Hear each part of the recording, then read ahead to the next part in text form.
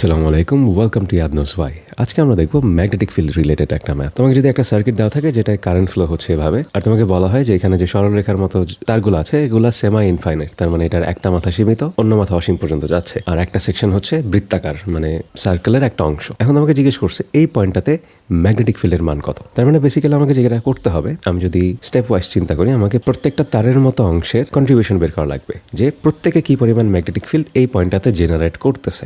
শুরুতেই আমার মাথায় যেটা আসতেছে যে সার্কুলার যে পাথটা, এটার কন্ট্রিবিউশন হবে 0। এখন প্রশ্ন হচ্ছে কিভাবে। আমি যদি ইয়েলো অংশটার দিকে তাকাই, এটা কি একটা বৃত্তের 4 ভাগের 1 ভাগ। সিমিলারলি কালো অংশটাও কি একটা বৃত্তের 4 ভাগের 1 ভাগ। তার মানে এরা দুইজন যে ম্যাগনেটিক ফিল্ড জেনারেট করবে তাদের মান সেম হবে, দিক ভিন্ন হতে পারে কিন্তু মান সেম। এখন আমরা জানি একটা পুরা বৃত্তের কেন্দ্রে যদি আমি ম্যাগনেটিক ফিল্ডের মান বের করতে চাই, তাহলে সেটা আসে mu naught I divided by 2r। কিন্তু আমার তো পুরোটা লাগবে না, আমার লাগবে কি 4 ভাগের 1 ভাগ। তাহলে আমি পুরো জিনিসটাকে 1/4 দিয়ে গুণ করতে পারি। তার মানে আমি যেটা কনক্লুশন আসলাম যে এই দুইটা জিনিসেরই ম্যাগনেটিক ফিল্ডের মান সেম। এখন আমাদের দেখা লাগবে এটার দিক কেমন। আমি যদি রাইট হ্যান্ড রুল ইউজ করি, আমি এখানে দেখতেছি এক পাশে হবে ক্রস, এক পাশে হবে ডট, কারেন্টের ডিরেকশন অনুযায়ী। তো যে পয়েন্টটা আমার কনসার্ন, সেই পয়েন্টে যদি আমি খেয়াল করি, এখন এখানে ডট প্রডিউস হচ্ছে, তার মানে কি স্ক্রিন থেকে একটা ম্যাগনেটিক ফিল্ড বের হচ্ছে। সিমিলারলি আমি সেকেন্ড তারটার জন্য যদি চিন্তা করি, কারেন্টের ডিরেকশন অনুযায়ী ক্রস ডট আসবে, কিন্তু ওই পয়েন্টটা যেখানে আমার কনসার্ন, সেখানে ম্যাগনেটিক ফিল্ডের ডিরেকশন হচ্ছে ক্রস, তার মানে স্ক্রিনে ঢুকছে। দুইটা ম্যাগনেটিক ফিল্ড মান সেম, কিন্তু একটা ডট একটা ক্রস পরস্পর বিপরীতমুখী। তাহলে ওই পয়েন্টটাতে এদের টোটাল কন্ট্রিবিউশন কত?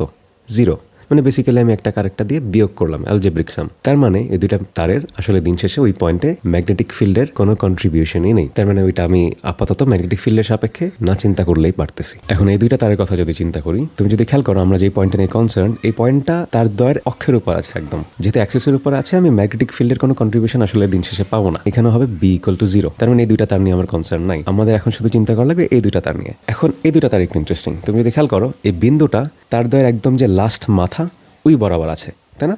এটার সূত্র আমরা জানি, সেটা কি mu naught I divided by 4πr। কিভাবে? আমি তো বলছি তারটা অসীম। তার মানে তুমি যদি সূত্র ভুলে যাও, তুমি তো অরিজিনাল ফর্মুলাটা জানো, mu naught I divided by 4πr cos theta initial minus cos theta final. তোমার তারটা যেহেতু অসীম, আমি অনেক দূর থেকে যদি এই পয়েন্টের উপর একটা দাগ টানি, এরপর আমি অ্যাঙ্গেলটা বের করতে চাই, আমি দেখবো এটা অ্যাপ্রক্সিমেটলি 0 ডিগ্রি। তার মানে আমার থিটা ইনিশিয়ালের মান হচ্ছে 0 ডিগ্রি, আর লাস্ট মাথা যেটা প্রান্তে আছে সেটা 90 ডিগ্রি, তার মানে cos থিটা ফাইনাল 90 ডিগ্রি। তো এটা 1 - 0 আসে, তার মানে দিন শেষে mu naught I divided by 4πr। তখন এখানে দুইটা তার আছে, সেম জিনিস, তার মানে দুইজনের কন্ট্রিবিউশন সেম, দুইজনের সেম পরিমাণ ম্যাগনেটিক ফিল্ড জেনারেট করতেছে। এখন আমাদের দেখা লাগবে এদের ডিরেকশন সেম কিনা। তুমি যদি কারেন্টের দিকে তাকাই, আমি ডট আর ক্রস আঁকি, তাহলে আমি দেখতেছি আমার পয়েন্টটা যেখানে আমি বের করতে চাইতেছি, সেখানে দুইজনই আমাকে ডট প্রডিউস করে দিচ্ছে। তার মানে এমন একটা ম্যাগনেটিক ফিল্ড যেটা স্ক্রিন থেকে বের হচ্ছে। তার মানে আমি যদি টোটাল কন্ট্রিবিউশন নেই, তাহলে এটা হবে কত? Mu naught I divided by 4πr এর দ্বিগুণ, যেহেতু দুইটা তার আছে। 2 আর 4 কাটাকাটি যায়, mu naught I divided by 2πr। তার মানে এত বড় একটা সার্কিট যেখানে অনেক কিছু হচ্ছিল, এটার কন্ট্রিবিউশন আর কিছুই না, just mu naught I divided by